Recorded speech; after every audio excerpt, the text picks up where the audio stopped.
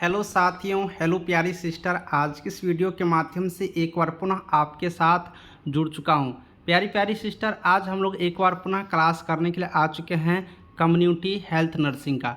देखिए, community health nursing में कौन से क्वेश्चंस पूछे जाएंगे, किस लेवल का क्वेश्चंस पूछे जाएंगे, वो सब कुछ आप लोगों को यहाँ पर समझना जरूरी है। इजी क्वेश्चंस पढ़ने से नहीं होता है, एक लेवल का क्वेश्चंस पढ़िए। एग्जाम की क्या लेवल होने वाला है, कि निगेटिव मार्किंग है, किस तरीके से प्रश्न पूछे जाएंगे, तो ये सारे चीज़ आपको समझ के चलना होगा। आज हम लोग फिर आपको कम्युनिटी हेल्थ नर्सिंग लाए हैं। हम आपको पिछले क्लास में 10 नंबर क्वेश्चंस तक करवा दिए थे। आज हम इनसे आगे के क्वेश्चंस आपके बीच लेकर के आया हूँ। साथियों, प्यारी सिस्टर, आपको मैं बता दूं, जो अभी नए क्लास करने के लिए आई हो या फिर नया क्लास करना चाहती हो तो विलम्ब मत करिए। अब आपको यहाँ पर तैयारी करने की ज़रूरत है, ठीक है। और ये अंतिम बार तैयारी सोच करके कर लीजिए, क्योंकि बिहार में तो आप लोग को पता ही है वैकेंसी कितने दिन पर आते हैं। और हम लोगों को इतनी बड़ी वैकेंसी में अगर एक सीट पक्का नहीं हो पाया तो पता नहीं फिर कब हम लोग के लिए वैकेंसी आएंगे। इसीलिए 8789694229 इस नंबर पर आप लोग व्हाट्सएप पर मैसेज करके PDF फिर आप लोग क्लास भी यहाँ पर कर सकते हो, ऑनलाइन टेस्ट दे करके प्रैक्टिस भी कर सकती हो। देखिए, सबसे बड़ी बात है कि ऑनलाइन टेस्ट देना, चूँकि ऑनलाइन टेस्ट देना इसलिए ज़रूरी है क्योंकि एग्ज़ाम ऑनलाइन होगा। अब ऑनलाइन एग्ज़ाम होगा तो आपको प्रैक्टिस तो होना चाहिए ना, इसलिए आप लोग यहाँ पर टेस्ट दे सकती हो। सिर्फ 200 रुपये आप लोग को लगेगा और 20 टेस्ट सीरीज आपको यहाँ पर देने को मौका मिलेंगे। इसलिए सब लोग यहाँ पर व्हाट्सएप पर मैसेज करके क्लास PDF जो भी चीज़ हो उनके बारे में जानकारी लेकर के आप लोग यहाँ पर सब कुछ करिए और आपकी तैयारी अच्छे से होंगे। चलिए, यहाँ पर एकदम बढ़िया वाला क्वेश्चंस हम लेकर के आ चुके हैं। कम्युनिटी हेल्थ नर्सिंग का क्वेश्चंस है, बड़ा बड़ा क्वेश्चन दिखने में लगेगा लेकिन बहुत कॉन्सेप्चुअल क्वेश्चन है, आपके सिलेबस के अकॉर्डिंग है। छोटे छोटे क्वेश्चंस के चक्कर में मत रहिए, नहीं तो पता चलेगा एग्जाम में एक भी क्वेश्चन आया ही नहीं। अगर बड़ा क्वेश्चन अगर अच्छा सा आप लोग को समझ में आ जाएंगे तो छोटा क्वेश्चन ऐसे भी आप लोग को आ जाएंगे, ठीक है। देखिए, अगला क्वेश्चन है, निम्न में से शारीरिक परिरक्षण की निरीक्षण विधि के दौरान संपादित की जाने वाली गतिविधि है, ठीक है।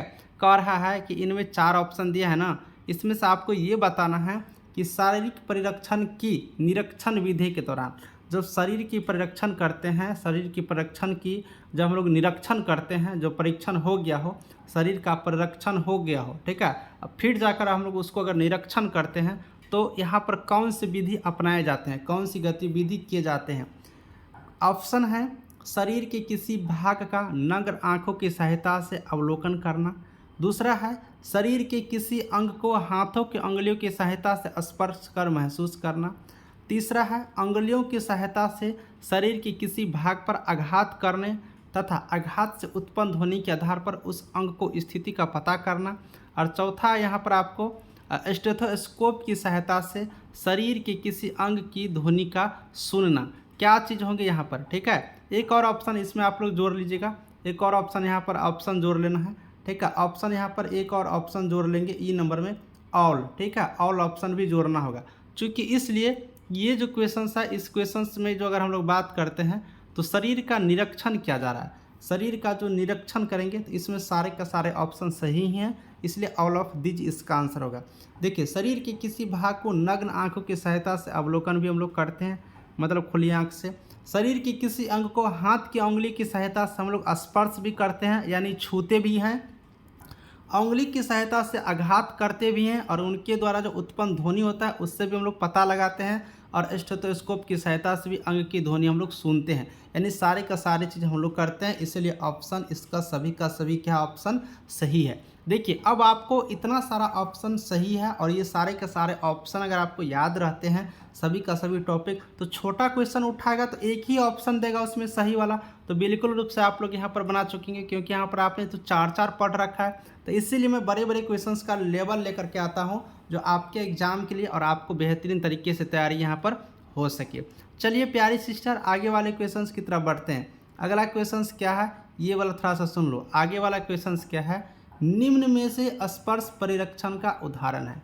अब इनमें से बताना है कि स्पर्श परिरक्षण का कौन सा एग्जाम्पल। स्पर्श मतलब क्या, छूना, ठीक है। तो कौन सी स्पर्श परिरक्षण का यहाँ पर एक उदाहरण है, शरीर के किसी भाग का नग्न आंखों की सहायता से अवलोकन करना, शरीर के किसी अंग को हाथ की उंगलियों की सहायता से स्पर्श कर महसूस करना, उंगलियों की सहायता से शरीर के किसी भाग पर आघात करना, आघात से उत्पन्न ध्वनि के आधार पर उस अंग की स्थिति का पता लगाना, या फिर स्टेथोस्कोप की सहायता से। चलिए बताइए सही आंसर यहाँ पर क्या होंगे। स्पर्श परीक्षण में क्या होता है ये बताओ। देखिए स्पर्श परीक्षण में क्या होता है, स्पर्श परीक्षण में क्या होता है, यहाँ पर उंगलियों की सहायता से शरीर के किसी भाग पर आघात करते हैं और इससे जो उत्पन्न ध्वनि होता है इसके आधार पर हम लोग उस अंग की स्थिति का पता लगाते हैं, ठीक है ना। तो ये होता है उंगलियों से स्पर्श करने का एक परीक्षण का एग्जाम्पल।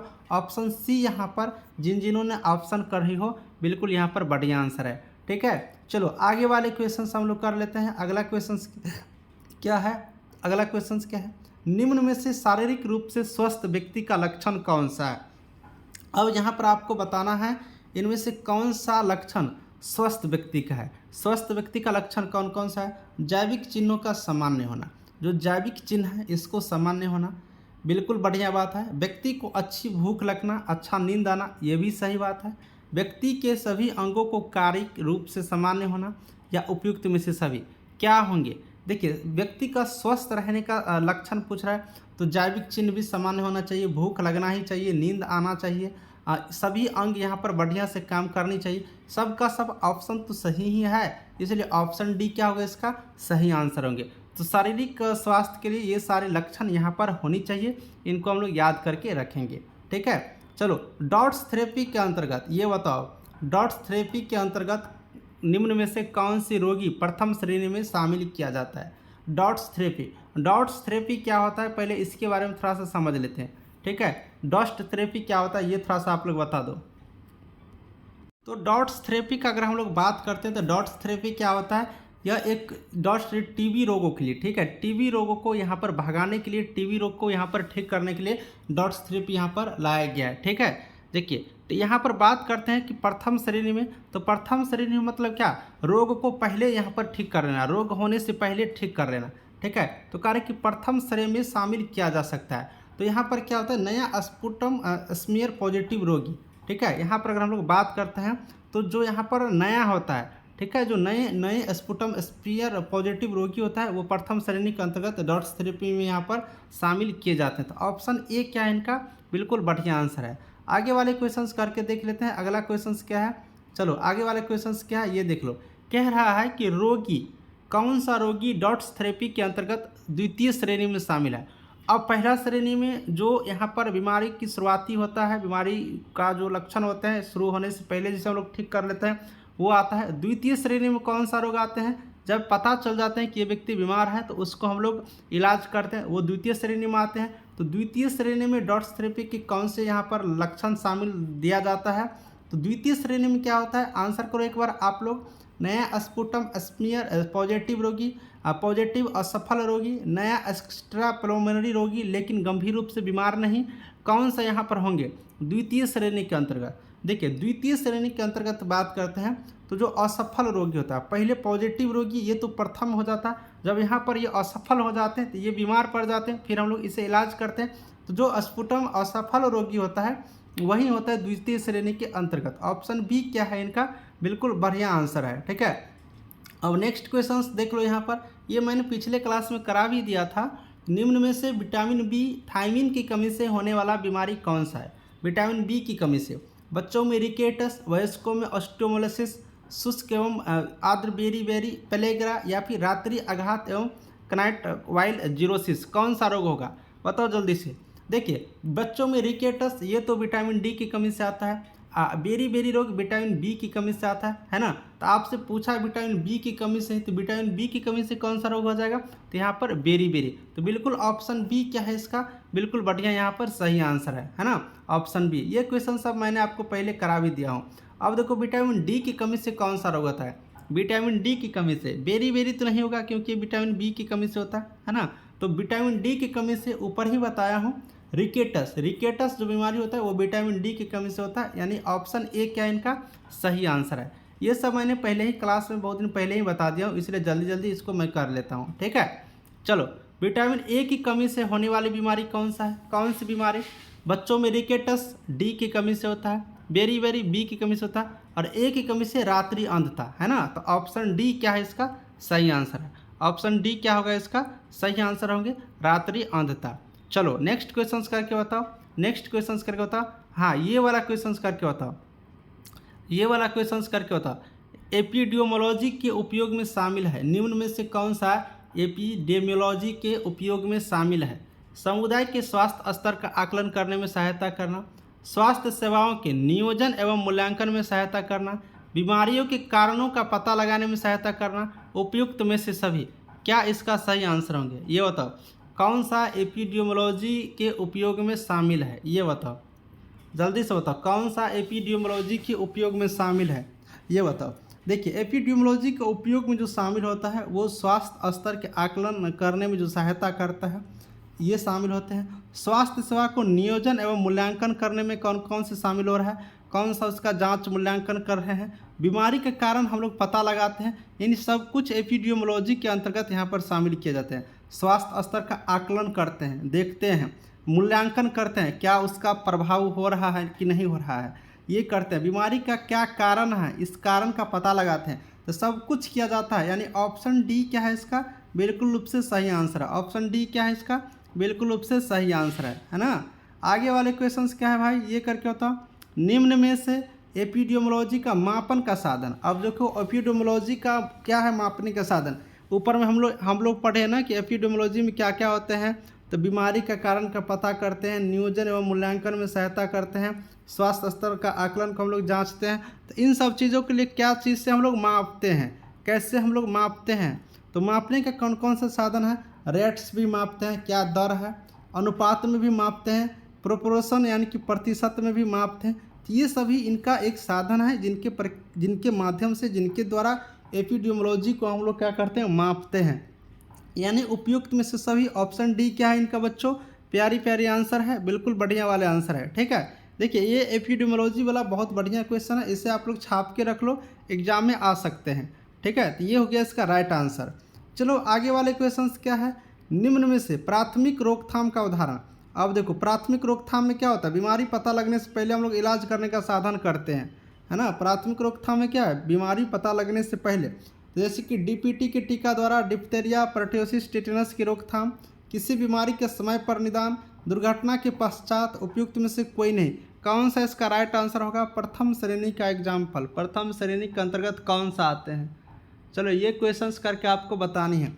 ठीक है, प्रथम श्रेणी के अंतर्गत क्या, बीमारी पता लगने से पहले हम लोग क्या करते हैं, उसका इलाज करने के बारे में सोचते हैं। ठीक है, तो यहाँ पर आप लोग देख सकते हैं ऑप्शन वगैरह ए में ध्यान देते हैं। डीपीटी के टीका द्वारा डिप्थीरिया, परट्यूसिस, टेटनस की रोकथाम, यानी हम लोग पहले ही रोकथाम करने के लिए, बीमारी को रोकने के लिए टीका लगा देते हैं। बच्चों में क्या होता है, टीकाकरण किया जाता है, क्यों? क्योंकि बाद में उसको कोई भी बीमारी इफेक्ट ना करे। तो ये होता है प्रथम श्रेणी के अंतर्गत, यानी बीमारी पता लगने से पहले हम लोग इलाज के बारे में सोच लेते हैं, उसका प्रोसेस करते हैं। तो ये हो गया ऑप्शन ए वाला सही आंसर, जो कि बीमारी को रोकथाम करने में प्रथम श्रेणी के अंतर्गत लाते हैं।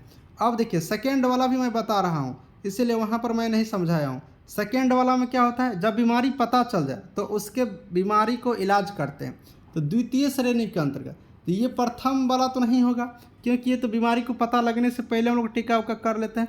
द्वितीय श्रेणी में क्या होता है, जब बीमारी को पता लग जाए तो हम लोग उसे इलाज करते हैं। तो किसी बीमारी का समय पर निदान तथा उपचार करना, ये किस के अंतर्गत आते हैं, तो द्वितीय श्रेणी के अंतर्गत आ जाते हैं। ठीक है, तो ऑप्शन बी, जब हम लोग को बीमारी का पता चल जाते हैं तो समय पर क्या करते हैं, उसका उपचार करते हैं, उसका निदान करते हैं, उसका इलाज करते हैं। तो ये हो गया आपको द्वितीय श्रेणी के अंतर्गत ऑप्शन बी वाले, किसी बीमारी को समय पर उसका इलाज करना, उपचार करना। चलो तृतीय श्रेणी के अंतर्गत क्या होता है, तृतीय श्रेणी के अंतर्गत क्या होंगे, जब बीमारी यहाँ पर दुर्घटना घट जाए, उसके बाद जब हम लोग इलाज करा लेते हैं और वो जनरल लाइफ जीने लगते हैं, सामान्य लाइफ जीने लगते हैं, तो हम लोग तृतीय रोकथाम कहते हैं। जैसे देखो दुर्घटना के पश्चात व्यक्ति का सर्जरी द्वारा एक पैर काट दिए जाने के पश्चात किसी प्रोस्थेटिक का उपयोग कर उसे चलने योग्य बनना। मान लो देखो तृतीय श्रेणी के अंतर्गत क्या होगा कि कोई व्यक्ति मान लीजिए दुर्घटना हो गया, अब दुर्घटना हो गया तो वो बचने लायक नहीं है, फिर भी उस व्यक्ति को सर्जरी करके, ऑपरेशन करके, जो हाथ हो, पैर हो, जो भी अंग हो काटने वाला हो, तो उससे हम लोग क्या करते हैं, काट देते हैं। फिर भी वो क्या करते हैं, जनरल लाइफ जी पाते हैं, मतलब औरों लोगों की तरह दौड़ धूप नहीं कर सकते हैं, लेकिन वो भी अपना अच्छा जीवन जी सकते हैं। तो ये होता है तृतीय श्रेणी की, यानी वो इलाज होने के बाद अगर बढ़िया से जी सके, जनरल लाइफ जी सके, तो वो तृतीय श्रेणी के अंतर्गत आते हैं। यानी ऑप्शन सी क्या है इसका, बिल्कुल बढ़िया आंसर है। आगे वाले क्वेश्चंस कर लेते हैं। निम्न में से एपिडियोमोलॉजी का श्रेणी में शामिल है, ये श्रेणी का है, श्रेणी लिखा हुआ है। तो एपिडियोमोलॉजी की श्रेणी में कौन कौन से चीज़ शामिल है? कोई एजेंट, कोई होस्ट, कोई पर्यावरण, उपयुक्त में से सभी। जल्दी आंसर करो। देखिए एपिडियोमोलॉजी की श्रेणी में क्या क्या शामिल है? कोई कारक भी होते हैं, कोई मेजबान भी होते हैं, कोई पर्यावरण भी होते हैं, या फिर उपयुक्त में से सभी। सबको यहाँ पर एक एपिडियोमोलॉजी के अंतर्गत शामिल होते हैं, ठीक है ना। ऊपर ही बताए थे कि बीमारी का पता लगाना, किस कारण से हो रहा है, क्या इफेक्टेबल है, तो सब कुछ इसके अंतर्गत आते हैं। यानी उपयुक्त में से उपयुक्त में से सभी, ऑप्शन डी क्या है इनका सही आंसर है। चलो थोड़ा सा एक क्वेश्चन और कर लेते हैं। प्रत्यक्ष संपर्क द्वारा संचरण का उदाहरण है। अब देखो प्रत्यक्ष यानी कि जो डायरेक्ट संचरण का क्या एग्जाम्पल है? डायरेक्ट संचरण का क्या एग्जाम्पल है? डायरेक्ट आप लोग को संक्रमण पढ़ाए थे ना, जिसमें एक होता है डायरेक्ट रूप से, एक होता है इनडायरेक्ट रूप से। डायरेक्ट मतलब जो प्रत्यक्ष, इनडायरेक्ट मतलब अप्रत्यक्ष।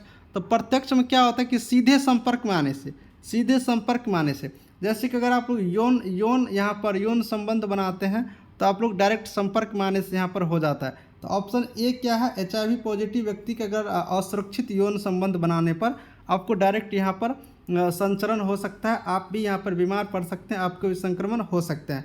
तो ऑप्शन ए क्या है इनका बिल्कुल बढ़िया आंसर है, ठीक है। तो ये चीज़ यहाँ से याद रखेंगे। साथियों इतना ही क्लास रहने दो, थोड़ा टाइम का बड़ा इशू हो जाता है, इसलिए ज़्यादा क्लास नहीं ले पाता हूँ। नेक्स्ट क्लास मैं कर लूँगा। Thank you.